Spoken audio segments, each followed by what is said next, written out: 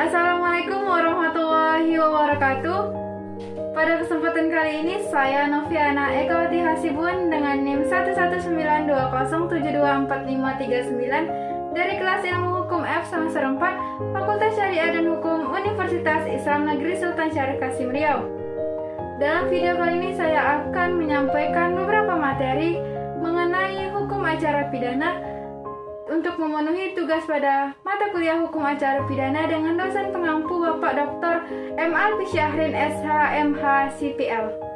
Definisi hukum acara pidana. Hukum acara pidana yaitu keseluruhan peraturan hukum yang mengatur bagaimana caranya alat penegak hukum melaksanakan dan mempertahankan hukum pidana.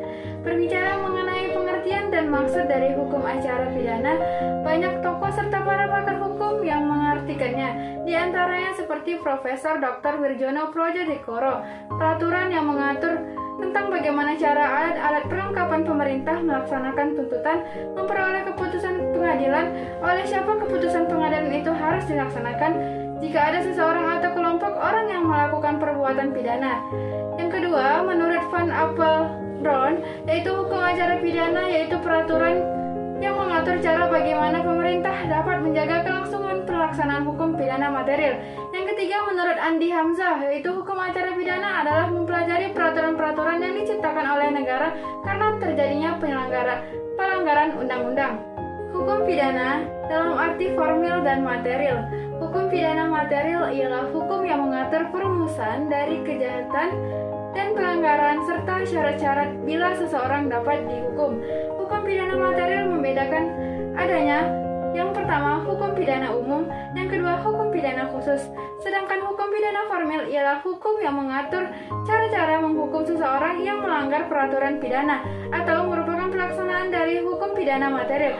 Dapat juga dikatakan bahwa hukum pidana formil atau hukum acara pidana memuat peraturan-peraturan tentang bagaimana memelihara atau mempertahankan hukum pidana material, dan karena memuat cara-cara untuk menghukum seseorang yang melanggar peraturan pidana, maka hukum ini dinamakan juga hukum acara pidana. Selanjutnya, tujuan hukum acara pidana. Pedoman pelaksanaan Kitab Undang-Undang Hukum Acara Pidana memberi penjelasan tentang tujuan hukum acara pidana adalah untuk mendapatkan atau mencari setidak-tidaknya mendapati kebenaran material. Ialah kebenaran yang selengkap-lengkapnya dari suatu perkara pidana dengan menerapkan ketentuan hukum acara pidana secara jujur dan tepat, dengan tujuan untuk mencari siapakah pelaku yang dapat didakwa melakukan suatu pelanggaran hukum, dan selanjutnya meminta pemeriksaan dan putusan dari pengadilan guna menemukan apakah terbukti bahwa suatu tindak pidana telah dilakukan dan apakah orang yang didakwa itu dapat dipersalahkan. Tugas atau fungsi hukum acara pidana menurut Profesor Mulyatno SH berdasarkan atas definisi hukum acara pidana yang dibuatnya menambahkan bahwa fungsi hukum acara pidana adalah melaksanakan ketentuan-ketentuan hukum pidana. Selanjutnya, Mr. J.M. Van Bemmelen menyebutkan ada 3 fungsi pokok hukum acara pidana. Yang pertama yaitu mencari dan menemukan kebenaran. Yang kedua, pengambilan putusan oleh hakim. Yang ketiga, pelaksanaan daripada putusan yang telah diambil. Selanjutnya, azas hukum acara pidana. Dalam hukum acara pidana dikenal adanya beberapa azas, yaitu yang pertama azas peradilan cepat, sederhana dan biaya ringan. Yang kedua, azas praduga tak bersalah. Yang ketiga, azas oportunitas. Yang keempat, ada azas pemeriksaan pengadilan terbuka untuk umum. Yang kelima, azas perlakuan yang sama di depan hakim. Yang keenam, azas pemeriksaan hakim yang langsung dan lisan. Yang ketujuh, ada azas bantuan hukum. Yang kedelapan, ada azas nibis indin. Yang kesembilan, ada azas hak ingkar. Yang kesepuluh, ada azas kehadiran terdakwa. Yang kesebelas, azas ganti rugi dan rehabilitasi. Dan kemudian azas yang kedua, azas kepastian jangka waktu penahanan. Kemudian, ruang lingkup dan sumber-sumber hukum acara pidana. Yang pertama, ruang lingkup hukum acara pidana. Perihal ruang lingkup hukum acara pidana sangat erat kaitannya dengan proses pemeriksaan perkara pidana yang oleh Kitab Undang-Undang Hukum Acara Pidana dibagi menjadi 4 tahap, yaitu penyidikan, penuntutan, pemeriksaan di sidang pengadilan, dan pelaksanaan putusan atau eksekusi. Sementara sumber-sumber hukum acara pidana, yang pertama Undang-Undang Dasar 1945. Dalam Undang-Undang Dasar 1945 terdapat beberapa ketentuan pasal yang mengatur tentang hukum acara pidana, yaitu Undang-Undang Undang-Undang Dasar 1945, yang kedua Undang-Undang, dan yang ketiga Peraturan Pemerintah. Selanjutnya ada ilmu bantu bagi hukum acara pidana. Yang pertama itu ilmu logika, berpikir berdasarkan alam pikiran manusia secara sehat. Yang kedua, psikologi, yaitu ilmu yang mempelajari jiwa manusia yang sehat. Yang ketiga ada psikiatri, yaitu ilmu yang mempelajari jiwa manusia yang sakit. Jika seseorang melakukan tindak pidana dalam keadaan sakit jiwa, maka dia tidak bisa dipidana. Yang keempat, kriminalistik, yaitu mempelajari kejahatan sebagai teknik yang bisa dipelajari. Kemudian ada kriminologi, yaitu ilmu yang mempelajari kejahatan sebagai masalah manusiawi. Yang keenam, hukum pidana atau hukum material tentang pidana, yaitu ilmu yang menjelaskan aturan-aturan tentang pidana, dan tidak mungkin ada hukum acara pidana tanpa adanya hukum pidana. Selanjutnya mengenai tersangka, terdakwa, atau terpidana. Yang pertama, tersangka.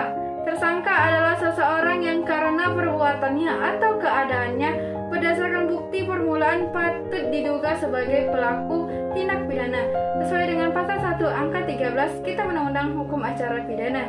Kemudian hak-hak tersangka. Adapun hak-hak tersangka sebagaimana diatur dalam Kitab Undang-Undang Hukum Acara Pidana adalah sebagai berikut. Yang pertama, hak untuk segera diperiksa perkaranya. Yang kedua, hak untuk bebas memberikan keterangan. Yang ketiga, hak untuk mendapatkan juru bahasa.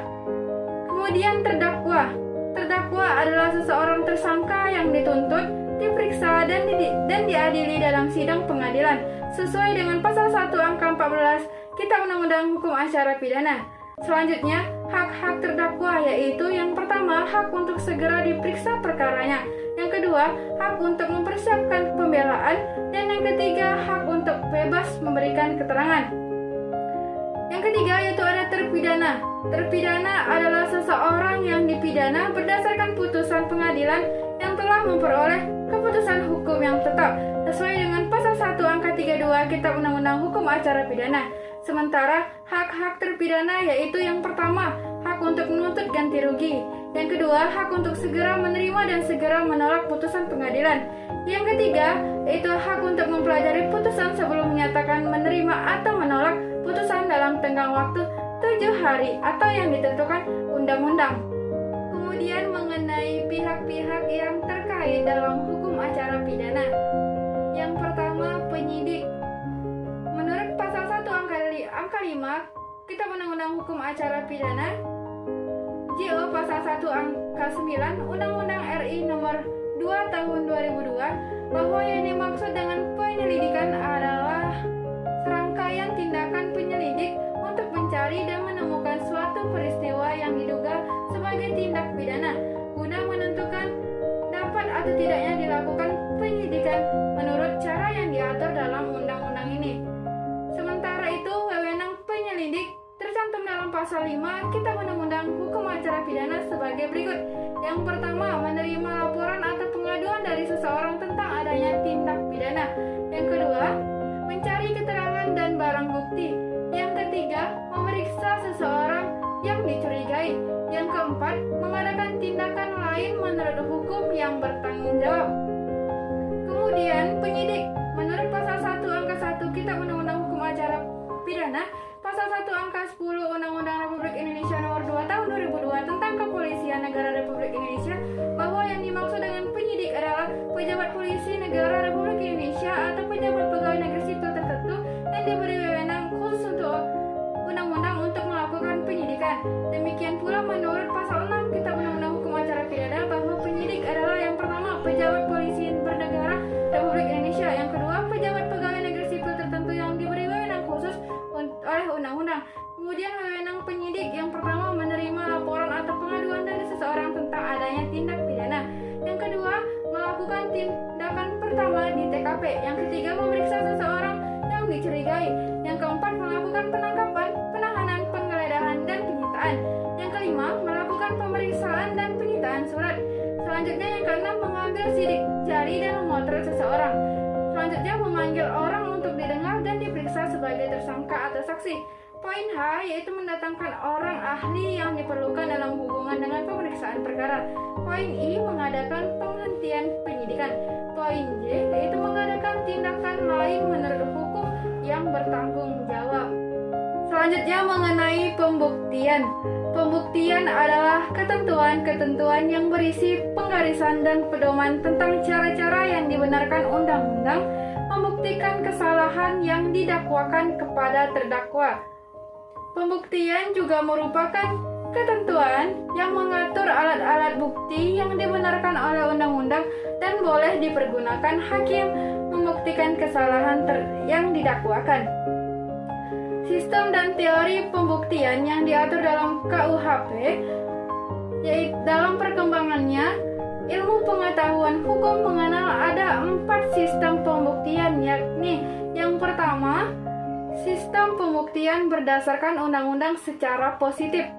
Yang kedua, pembuktian berdasarkan keyakinan hakim belaka. Yang ketiga, sistem pembuktian berdasarkan keyakinan hakim atas alasan yang logis. Yang keempat, sistem pembuktian undang-undang secara negatif. Menurut pasal 184 KUHP, Kitab Undang-Undang Hukum Acara Pidana, alat-alat bukti ialah yang pertama keterangan saksi, yang kedua keterangan ahli, yang ketiga surat, yang keempat petunjuk, dan yang kelima keterangan terdakwa. Selanjutnya mengenai putusan dan pelaksanaan pengadilan. Putusan pengadilan. Undang-undang atau Kitab Undang-Undang Hukum Acara Pidana tidak memberi pengertian apa yang dimaksud dengan putusan pengadilan. Hanya saja, Kitab Undang-Undang Hukum Acara Pidana mengartikan putusan pengadilan adalah pernyataan hakim yang diucapkan dalam sidang pengadilan terbuka yang dapat berupa pemidanaan atau bebas atau lepas dari segala tuntutan hukum dalam hal serta menurut cara yang diatur dalam undang-undang ini, yaitu pasal 1 butir 22 Kitab Undang-Undang Hukum Acara Pidana. Menurut H. Raihan Ar-Rasyid mendefinisikan putusan disebut dengan vonis adalah produk pengadilan karena adanya dua pihak yang berlawanan dalam perkara pidana, yaitu penggugat dengan tergugat. Produk pengadilan ini disebut dengan peradilan yang sesungguhnya atau jurisdicto contentiosa yang memuat perintah dari pengadilan kepada pihak yang kalah untuk melakukan atau berbuat sesuatu atau untuk melepaskan sesuatu, jadi sifatnya menghukum. Kemudian jenis-jenis putusan. Pada intinya jenis putusan dapat dibedakan menjadi dua, yakni yang pertama putusan sela adalah putusan yang dijatuhkan atau diambil oleh hakim sebelum putusan akhir dijatuhkan. Hal ini dapat dilihat karena beberapa alasan, antara lain bahwa syarat formil dari dakwaan jaksa tidak terpenuhi. Yang kedua, ada putusan akhir atau putusan bersifat material. Adalah putusan yang dijatuhkan atau diambil oleh hakim terhadap pokok perkara atau materi yang diputuskan di sini berkaitan dengan dakwaan penuntut umum dengan dikuatkan oleh alat-alat bukti serta keyakinan hakim yang mendukung atau tidak mendukung dakwaan. Dengan demikian, putusan pengadilan adalah akhir dari suatu proses beracara di muka sidang pengadilan. Isi putusan. Pada intinya, isi putusan pengadilan dapat berupa yang pertama, putusan yang menyatakan terdakwa dibebaskan dari segala dakwaan sesuai dengan pasal 191 ayat 1 Kitab Undang-Undang Hukum Acara Pidana. Yang kedua, putusan yang menyatakan terdakwa lepas dari segala tuntutan hukuman diatur dalam pasal 191 ayat 2 Kitab Undang-Undang Hukum Acara Pidana. Yang ketiga yaitu putusan yang berisi suatu pemidanaan diatur dalam pasal 193 ayat 1 Kitab Undang-Undang Hukum Acara Pidana. Selanjutnya mengenai pelaksanaan putusan pengadilan. Sesudah putusan pengadilan diucapkan oleh hakim di muka sidang, maka selesailah tugas hakim dalam menyelesaikan perkara. Pelaksanaan putusan pengadilan yang telah memperoleh kekuatan hukum yang tetap dilakukan oleh jaksa untuk dilaksanakan atau dieksekusi. Putusan pengadilan yang dapat dilaksanakan adalah putusan yang telah mempunyai kekuatan hukum tetap. Demikianlah materi yang dapat saya sampaikan. Salah dan kurang saya mohon maaf. Wabillahi taufiq wal hidayah. Wassalamualaikum warahmatullahi wabarakatuh.